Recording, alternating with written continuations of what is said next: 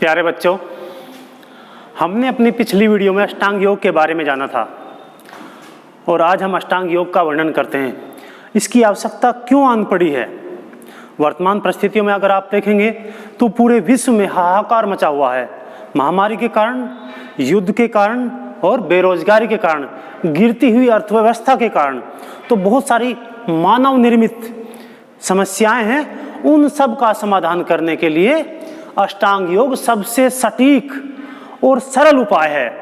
आज हम अष्टांग योग के प्रथम अंग यम के बारे में बात करते हैं। तो यम के 5 उप अंग हैं: अहिंसा, सत्य, अस्तेय, ब्रह्मचर्य और अपरिग्रह। यहां अहिंसा से तात्पर्य मन, वचन और कर्म से किसी को हानि न पहुंचाना। आप सोच करके देखो, अगर सभी जीवधारी, सभी मनुष्य, सभी देशों के लोग अगर अहिंसा का पालन करें तो आदि समस्या, इस सृष्टि की आदि समस्याएं अपने आप स्वतः समाप्त हो जाएंगी। उसके बाद हम बात करते हैं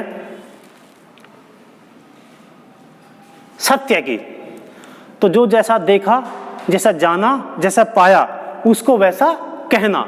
सच को सच कहने की हिम्मत होना सबके बस की बात, सबके बस में नहीं होता, लेकिन हमें वो दम होना चाहिए, हमें वो क्षमता होनी चाहिए कि हम सच को सच कह सकें। और कई बार तो हमारा झूठ बोलना भी, हमारा असत्य बोलना भी सत्य के बराबर होता है। जब आपके असत्य बोलने से किसी निर्दोष को हानि होने से बच जाती है या उसकी जान बख्श दी जाती है, तो हम ये कह सकते हैं कि वहां वो असत्य भी सत्य के समान होता है।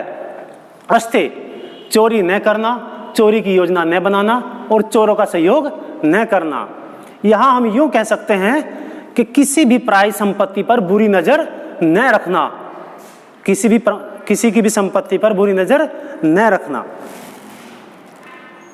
ब्रह्मचर्य, ब्रह्म ज्ञान के आधार पर अपनी इंद्रियों पर नियंत्रण करना।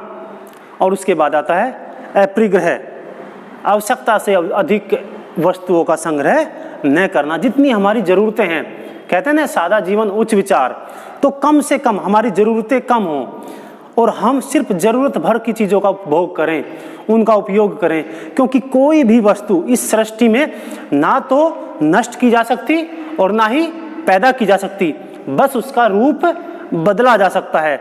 और ये जो जितनी भी खनिज संपदा हैं, जितनी भी हमारी आवश्यकता की चीज़ें हैं, ये सभी चीज़ें पंच तत्वों से मिलकर बनी हैं: पृथ्वी, अग्नि, जल, आकाश, वायु।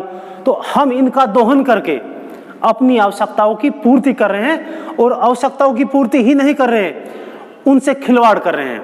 अगर हम ऐसा और लंबे समय तक करते रहे तो आने वाली जनरेशन को हम कुछ भी नहीं दे करके जाएंगे। तो हमारा दायित्व बनता है कि हम इन पंच तत्वों को बचा करके रखें, संजो करके रखें।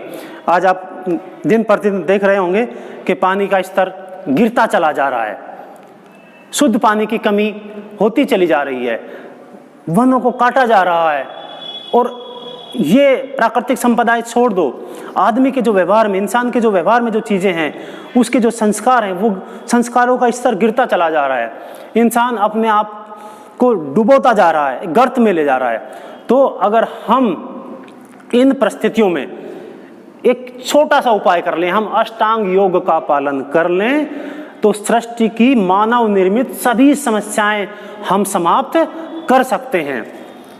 इसके बाद हम इसके दूसरे अंग नियम के बारे में बात करते हैं। उसके भी 5 उप अंग हैं: सोच, संतोष, तप, स्वाध्याय और ईश्वर प्रणिधान।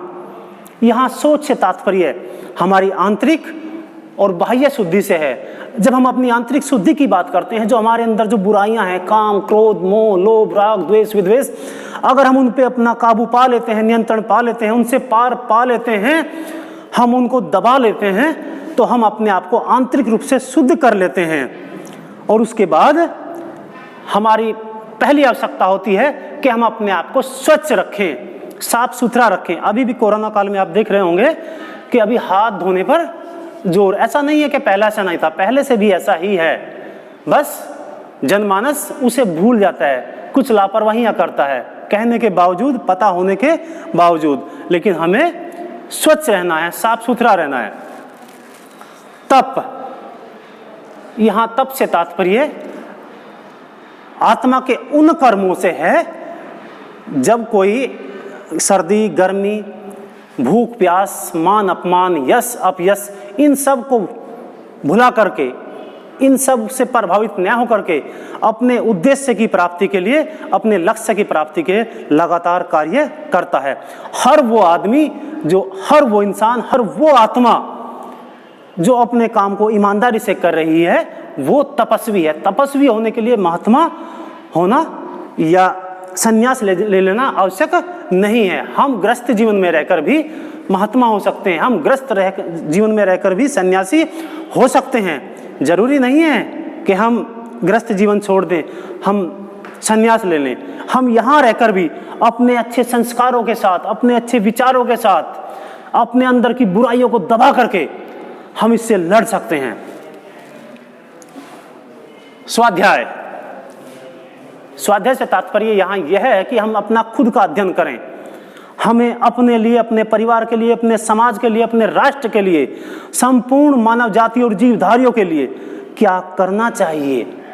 हमें आध्यात्मिक ज्ञान का अध्ययन करना चाहिए और उसके साथ साथ जो समय की मांग है भौतिक ज्ञान, हमें भौतिक ज्ञान और आध्यात्मिक ज्ञान दोनों को साथ लेकर के चलना होगा, तभी हम अपने जीवन में सफल हो पाएंगे।